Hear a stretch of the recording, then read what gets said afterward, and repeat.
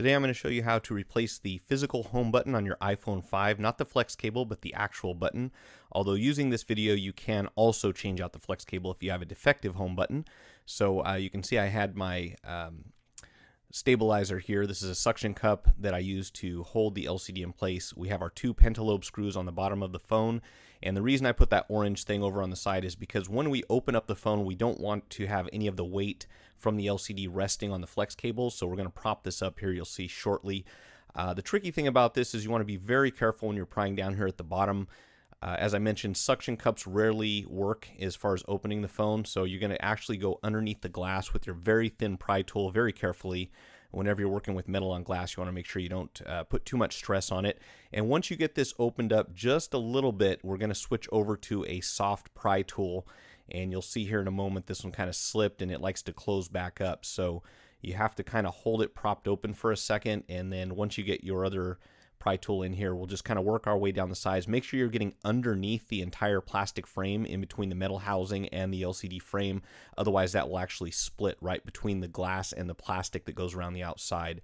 So what we'll do is work our way up both sides of the phone here, just very carefully.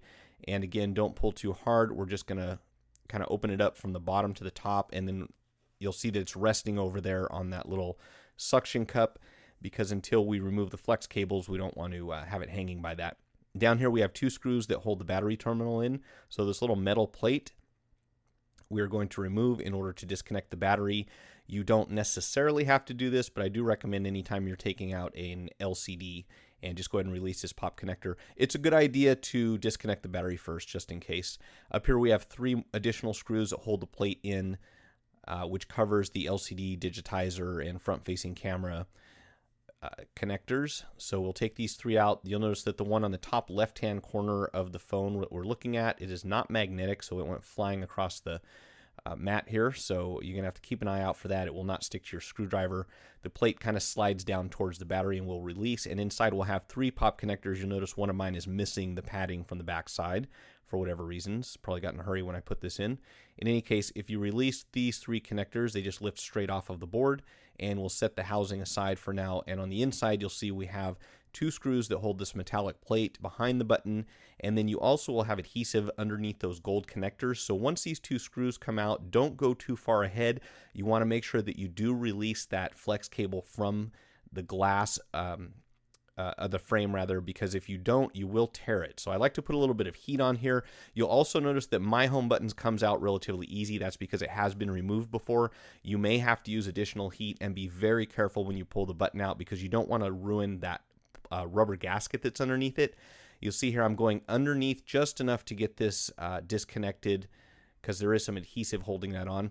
And once you remove that, you can set it to the side, and you'll see mine comes right out. You may have to work on that a little bit. Try not to damage that rubber gasket. It is very important. And we are going to continue, actually proceed to remove that from the old home button very carefully. If you make any holes in this thing, basically it will allow moisture to get inside the phone. So we want to avoid that as much as possible. That little gasket is there for a reason. A lot of people have a little bit of moisture on their fingertips when they're using the phone, and you definitely don't want that leaking inside. So a combination of heat and patience should allow you to get this gasket off in one piece. If not, you don't have to give up, but again, just be as careful as you can. And we will transfer this directly over to the new button, facing the same direction that it was on the old one. And you see I've chosen cheesy gold just for demonstration purposes here. These buttons are available in a variety of colors. You don't have to use gold, but once I put this inside, if you could,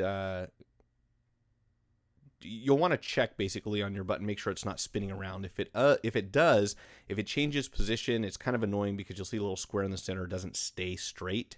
And that's exactly what happened with mine, because the adhesive is all worn out on the front right underneath, between the rubber piece and the glass. So what I'm going to do is cut some 3M adhesive and put it inside the area where the home button goes. I would recommend you cut this as thin as possible and try to put it as far to the side, outside of the button as you can.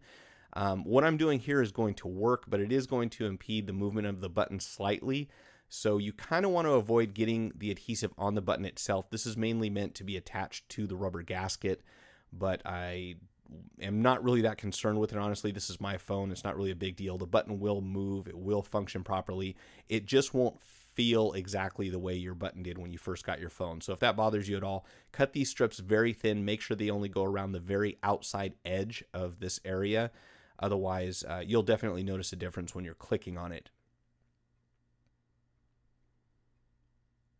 But what this will do is prevent the button from spinning around so it doesn't get off center and your little square in the middle of the button does not get crooked, which, by the way, this one apparently was printed off to the side, so I'm not going to recommend the vendor that I bought this from. I'm going to put some links on the webpage where you can buy higher quality buttons. I don't know how it's possible to mess up a button, but apparently these guys weren't very good at printing.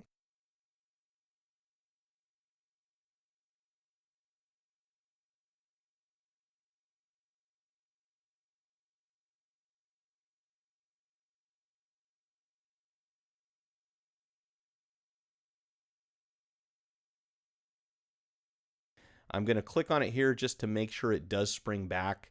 Unfortunately, there's no real way to test this without using a multimeter or actually installing the LCD into the phone. So we'll go ahead and put it inside the phone and hope for the best. When you do put this back in, you're going to want to be very careful. Go ahead and prop it up again the same way that we did when we removed it. Plug your connectors onto the logic board and then make sure they don't move around, because if they shift at all, you're going to end up getting stripes on your screen and you'll have to open the thing up and put it all back together again.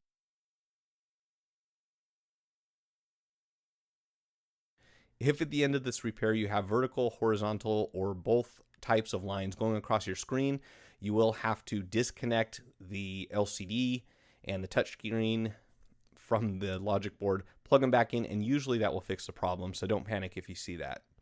And again, remember that one screw at the top left-hand side of the frame here is not metallic, so you'll have to put it in with tweezers, otherwise it just does not want to stick to the screwdriver.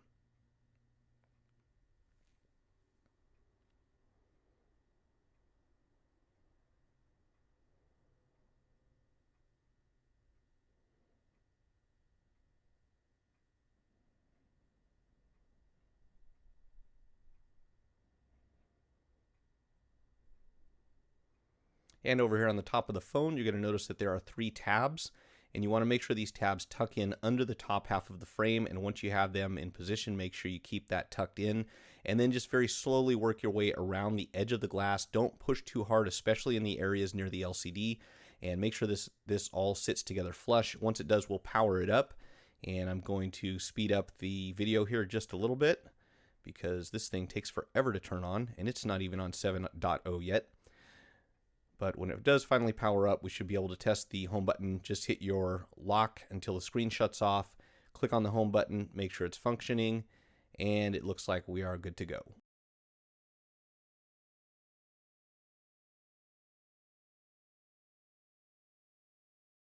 If you found the video helpful, hit the like button, share it with your friends, subscribe to my channel, and follow me on Twitter or Facebook. Post your questions in the comment section below or visit gocellphonerepair.com/forum. Thanks for watching.